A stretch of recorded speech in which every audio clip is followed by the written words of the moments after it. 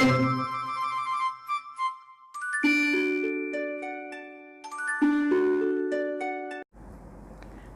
குட்டீஸ், நான் ஜோதி அக்கா பேசுகிறேன்.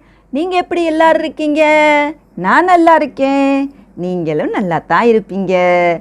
அக்கா உங்களுக்கு ஒரு கதை சொல்ல போகிறேன். யாரோட கதை தெரியுமா?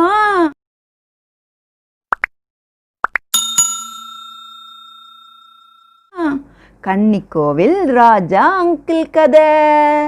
கதை பேரு என்ன தெரியுமா? பூனையிடம் கதை கேட்ட எலிகள். போலாமா கதைக்குள்ள? எல்லாருக்கும் பூனைக்குட்டினா தெரியும் தானே? பூனைக்குட்டி எப்படி சத்தம் போடும்? இப்படி தானே சத்தம் போடும். நீங்கள் சத்தம் போடுறது எனக்கு கேட்டுச்சு.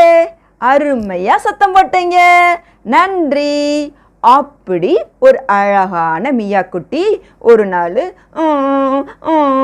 அப்படி அழுதுகிட்டே வந்துச்சான். மியா குட்டியோட பாட்டி, ஏண்டா மியா குட்டி அழுகுற? கீழே விழுந்துட்டியாடா அப்படின்னு அழுதுகிட்டே இருந்துச்சான். அதுக்கு மியா குட்டி பாட்டி, இப்படி அழுதுட்டே இருந்தா பாட்டிக்கு என்ன தெரியும்? நீ அழுகாம பதில் சொல்லுடா அப்படின்னு மியா குட்டியோட பாட்டி கேட்டாங்களாம். அதுக்கு மியா குட்டி, இல்லை பாட்டி, இல்லை பாட்டி, நான் எலி பிடிக்க போனேன்னா ஒரு எலி கூட எனக்கு கிடைக்கல. எல்லா எலியும் வேகமாக ஓடி பந்துக்குள்ளே போயிடுச்சு பாட்டி அப்படின்னு அழுதுச்சான்.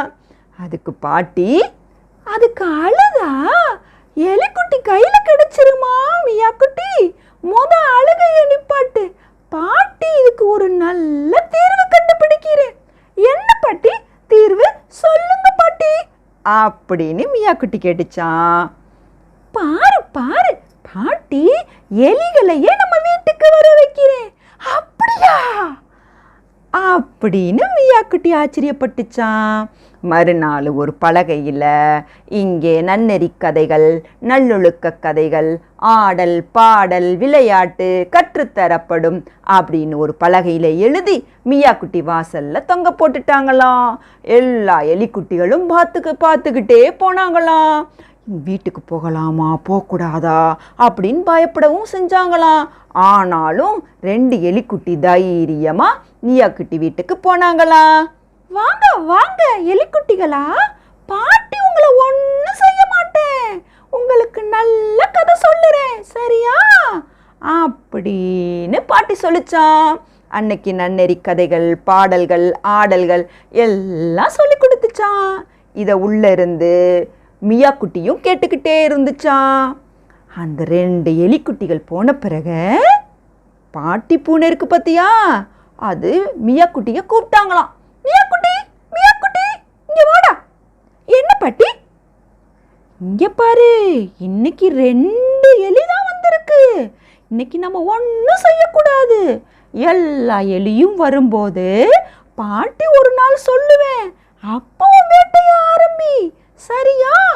சரிங்க பாட்டி, நீங்க சொல்ற மாதிரியே நான் செய்கிறேன் அப்படின்னு சமத்தா மியா குட்டி தன் பாட்டி கிட்ட சொல்லிச்சான்.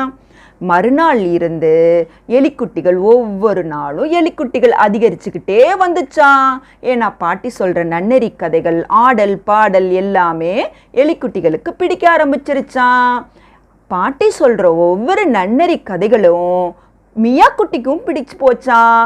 உள்ளிருந்தே கேட்டுக்கிட்டு இருந்த மியா குட்டி நாளடைவில் வெளியில் வந்து எலிக்குட்டிகளோட பூனைக்குட்டியும் சேர்ந்து கதை கேட்க ஆரம்பிச்சிச்சான். பாட்டி சொல்கிற நன்னெறி கதைகள் அதோட மனசை ஒவ்வொரு நாளும் மாற்றிக்கிட்டே வந்துச்சான். நற்பா பழகணும், எலிகளுக்கு தொந்தரவு செய்யக்கூடாது, இப்படி எண்ணங்கள்லாம் அதுக்கு வந்துக்கிட்டே இருந்ததாம். ஒரு நாள் நிறைய எலிக்குட்டி மியா குட்டி வீட்டுக்கு வந்துச்சுக்கலாம். அன்னைக்கு நம்மை நம்பி வந்தவர்களை ஏமாற்றக்கூடாது அப்படின்னு ஒரு நன்னெறி கதையை பாட்டி பூனை சொன்னாங்களாம். பாட்டி பூனை சொல்லி முடிச்சனே கதவையும் ஜன்னலையும் பூட்டிட்டு, மியா குட்டி இன்னைக்கு உன்னோட வேட்டை ஆரம்பிச்சுக்கோ, எல்லா எலிகளும் உனக்குத்தான் அப்படின்னு பாட்டி சொன்னாங்களாம். உடனே எல்லா எலிக்குட்டிகளும் பயந்து போச்சான். ஐயோ நண்பா, என்னை ஒன்றும் செய்யாத நண்பா, ஒன்றும் செய்யாத. பாட்டி பாட்டி, எனக்கு இப்போ எலிகளை தொந்தரவு பண்ணணும் பிடிக்கல பாட்டி. நீங்கள் சொன்ன டெய்லி நன்னறி கதை சொன்னீங்க பார்த்தீங்களா, அந்த கதையில் பிற உயிர்களை துன்பப்படுத்தக்கூடாதுன்ற எண்ணம் எனக்குள்ளே வந்துச்சு. இன்னைக்கு கூட ஒரு நன்னறி கதை சொன்னீங்க பார்த்தீங்களா, நம்மளை நம்பி வந்தவங்களை ஏமாற்றக்கூடாதுன்னு சொன்னீங்கல்ல, அந்த கதையெல்லாம் எனக்கு ரொம்ப பிடிச்சு போச்சு. நான் இனிமேல் எலிகளை தொந்தரவு செய்ய மாட்டேன், இவர்கள் எல்லாம் என்னுடைய நண்பர்கள் அப்படின்னு மியா குட்டி சொல்லிச்சான். அப்போ பூனைப்பாட்டிக்கு வெக்கமாக போயிருச்சான். இத்தனை நாள் நன்னறி கதைகள் சொல்லி நம்ம மனசு மாறவே இல்லையே, நம்ம நன்னறி கதைகளை கேட்ட நம்ம மியா குட்டி இவ்வளோ நல்ல பூனைக்குட்டியாக மாறிடுச்சே, நம்மளை எவ்வளோ பெரிய தப்பு பண்ண பார்த்தோம் அப்படின்னு தன்னோட குற்றத்தை அது உணர ஆரம்பிச்சிருச்சான்.